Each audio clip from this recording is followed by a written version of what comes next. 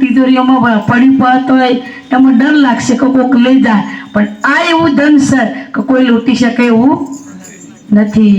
અને એ ધનના પાવા માટે મીરા રોહિદાસ બાપુના તો જ્યારે મીરા કૃષ્ણની ભક્તિ કરતી હતી, જો જવું તો કૃષ્ણ સિવાય કોઈ દેખાતું નહોતું, ત્યારે મીરાને સંતો મળ્યા અને સંતોએ કીધું કે મીરા તારો ગિરધર ગોપાળ ક્યાં છે?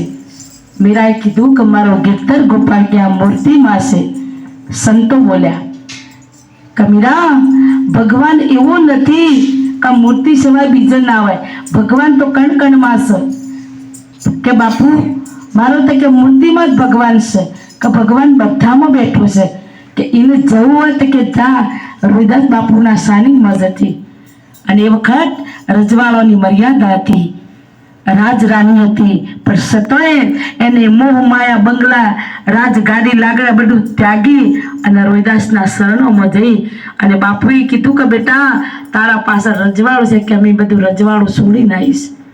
અને એ વખત મીરાબાઈ બોલ્યા તારી આત્માની ઓળખ્યા એ વિના રે આ લકચોરાથી નહીં તો મટે રે જી.